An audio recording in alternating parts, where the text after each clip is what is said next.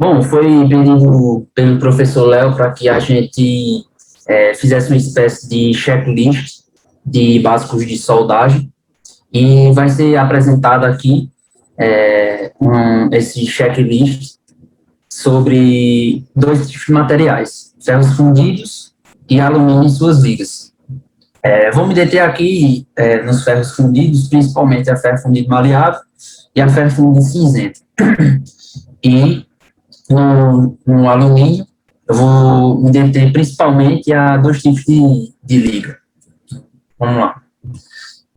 Uma breve descrição aqui sobre ferros fundidos nos diz que eles existem basicamente em quatro tipos: o ferro fundido cinzento, o ferro fundido nodular e o ferro fundido branco ou compilhado.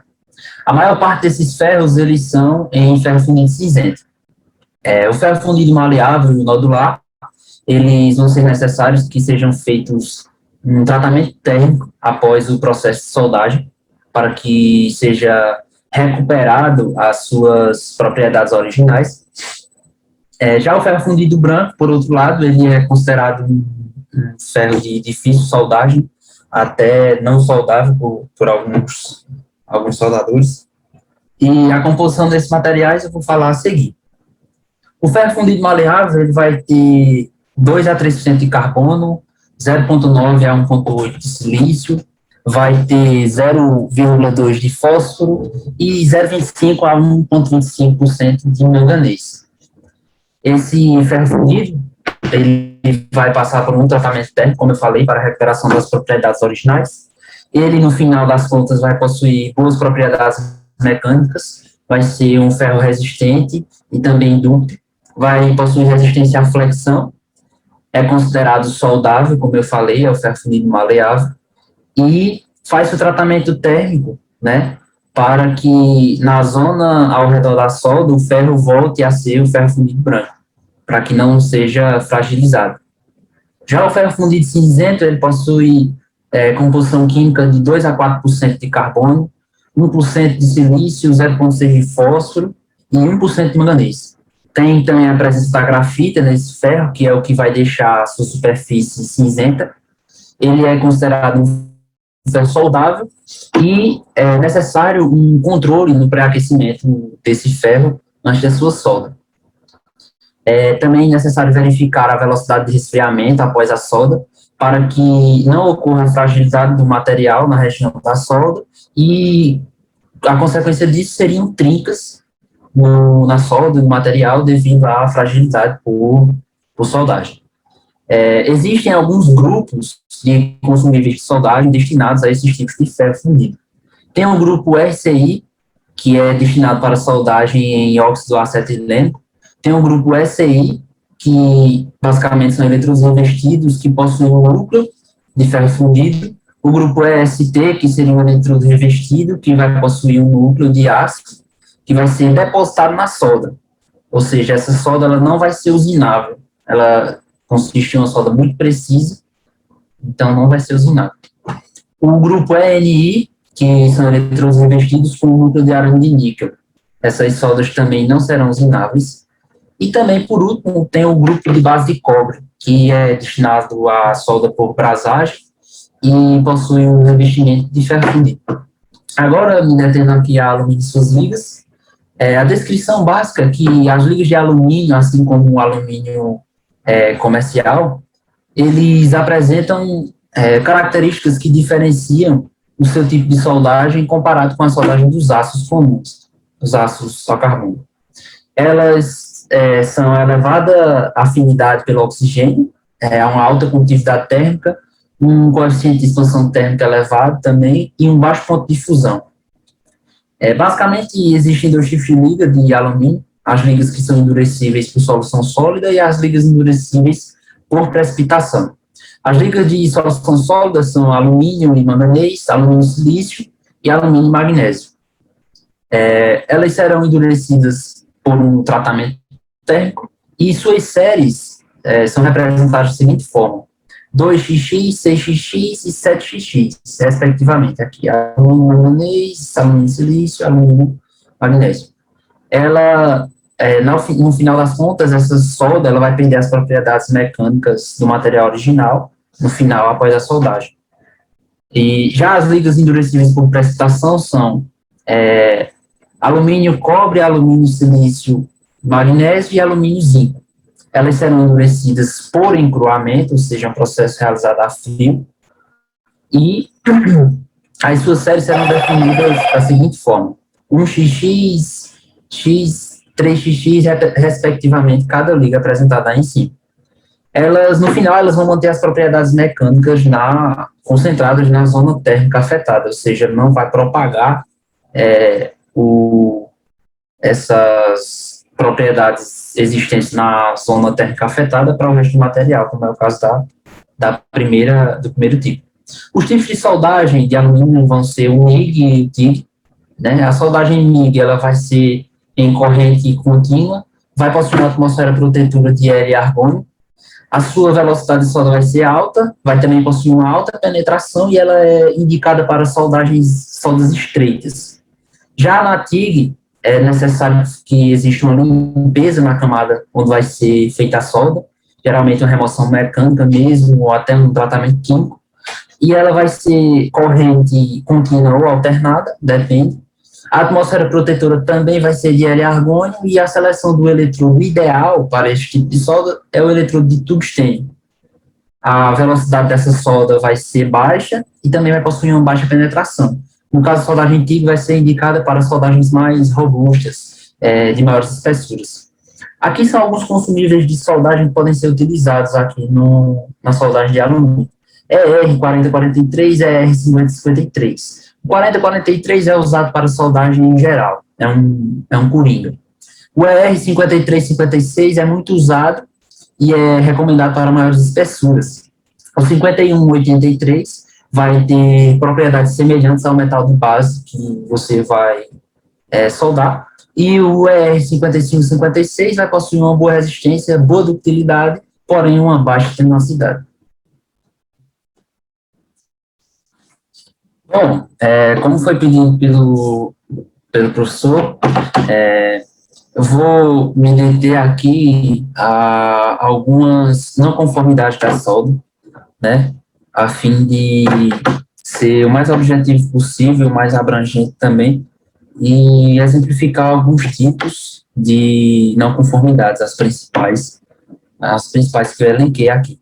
Primeiro, ele pede para a gente responder o que seria uma solda não conforme, e para mim uma solda não conforme é uma solda cuja as especificações elas não atendem à necessidade daquele projeto. Aqui estão alguns tipos de não conformidades, e a primeira que eu me detive aqui foram as trincas, que existem dois tipos: as trincas por solidificação e as trincas por hidrogênio. As trincas por solidificação, essa primeira imagem aqui, elas ocorrem devido à faixa de trabalho de temperatura, né, a faixa de solidificação, e também as reações relacionadas ao alto teor de liga do material. Também vai influenciar a direção de solidificação dos grãos dessa solda, além do alto teor de enxofre em ácidos de baixo carbono. No caso, o enxofre vai influenciar também nesse tipo de trinca.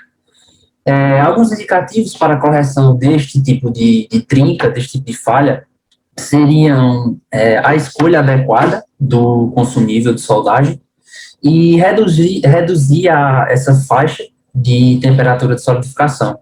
Isso vai fazer com que evite essa trinca e fazendo com que os cordões de penetração não sejam muito profundos, evitando esse tipo de trinca. Existem também as trincas por hidrogênio, que ocorrem devido à presença de martensita, ou seja, a solda está na região martensítica, é uma solda frágil, por isso está sujeita a trincas, e vai ocorrer devido à existência de umidade no ambiente ou na superfície do material que está sendo adicionado.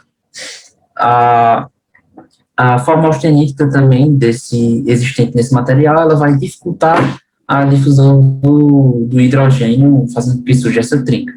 E o indicativo de correção seria uma espécie de teste para assegurar a não contaminação desse material, ou seja, uma linha de qualidade, né, não deixando esse material ficar úmido, e também melhorar a zona de proteção dessa poça de fusão, não deixando que ela se contamine, se umidifique e gere esse tipo de trinca. Tem também as cavidades, né, como podemos ver, algumas diferenças na região da solda. Isso se dá por diferentes, devido à alta velocidade de soldagem e também a remoção repentina da fonte de calor que você está exercendo, seja um arco, um eletrodo revestido, e você interrompe esse processo de solda no meio do processo, de repente, e faz com que gere essas não conformidades, a cavidade chamada. A correção se dá devido à aplicação de velocidades de soldagem menores e também na adequação do movimento, fazendo com que esse preenchimento seja adequado. Tem também as inclusões sólidas, que essa última imagem aqui, que ocorre devido à limpeza inadequada entre os passos de solda e também o gás de proteção utilizado ser inadequado, além também de correntes muito altas serem utilizadas no processo TIG. Geralmente, isso é dado em soldagem de alumínio. O indicativo para a correção desse tipo de não conformidade seria a remoção da escória que é formada entre esses passos, além do uso de correntes e bitolas adequadas.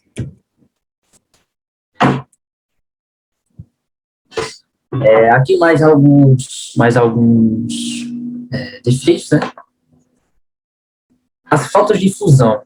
E o que seriam essas faltas de fusão? A gente pode olhar aqui a falta de fusão e de penetração também nesse tipo de solda, que é causada pela corrente de soldagem ela ser baixa e também as velocidades de solda serem inadequadas. Isso vai fazer com que gere essa descontinuidade metalúrgica, ou seja, o metal ele vai ficar uniforme em uma região e, como vocês podem ver, ele fica diferente, né, a região do metal.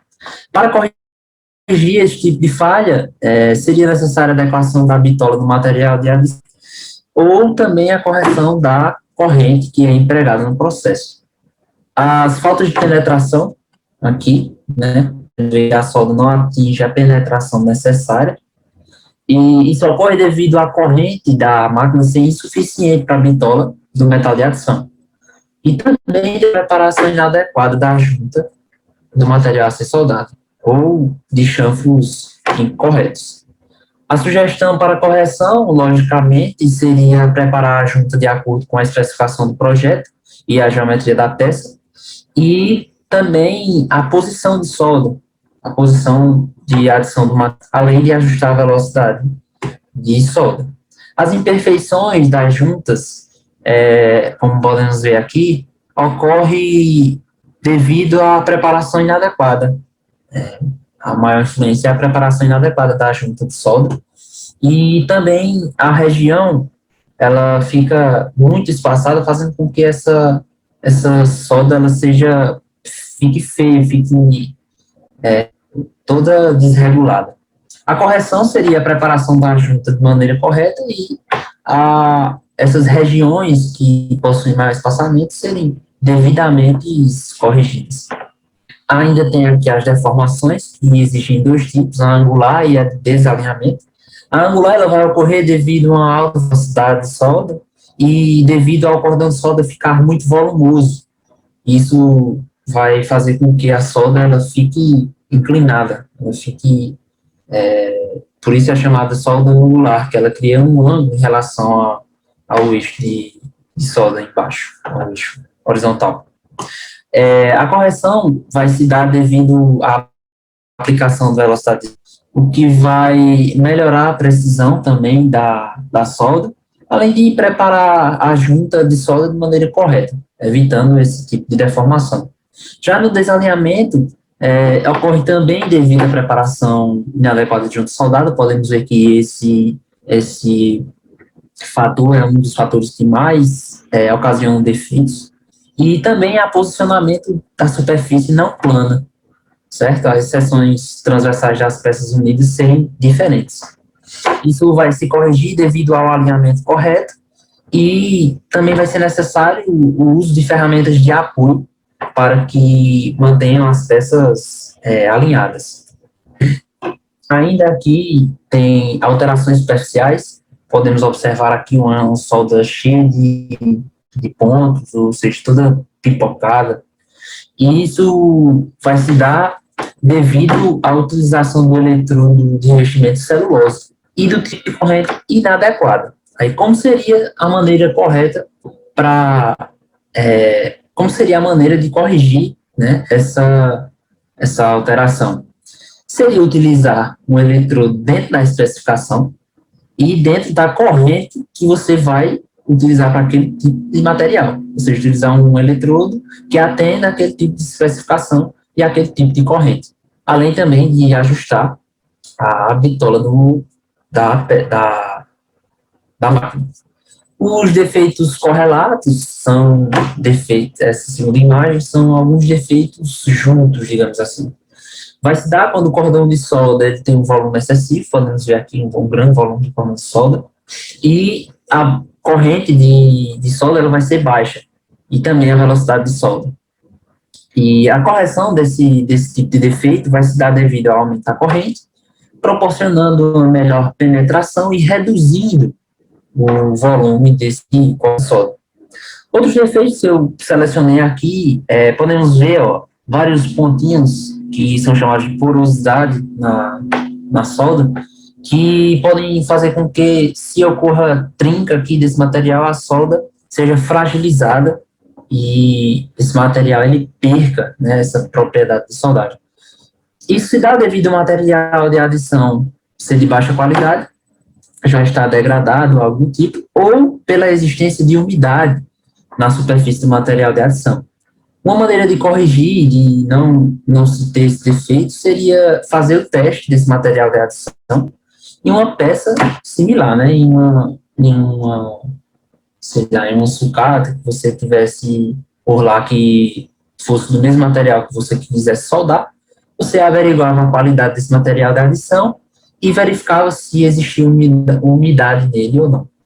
Além desses defeitos de porosidade, também tem os defeitos de não conformidade na hora dos forces das soldas. Isso se dá devido ao planejamento inadequado e do espaçamento entre as chapas, ou seja, as chapas elas vão estar muito distantes umas das outras, e isso vai fazer com que o cordão de solda ele fique com um volume extremamente excessivo, fazendo com que a solda ela fique fragilizada, ou seja, não vai soldar de maneira boa, vai ficar uma solda feia e ainda vai ficar frágil, ou seja, não vai ficar um material rígido, né, bem soldado. Esse defeito ele pode ser evitado adequando de maneira correta esse espaçamento entre as chapas que vão ser soldadas e também através da simulação desse projeto de solda antes de fazer na prática. E isso fará com que reduza o volume dos cordões e a solda seja mais fixa.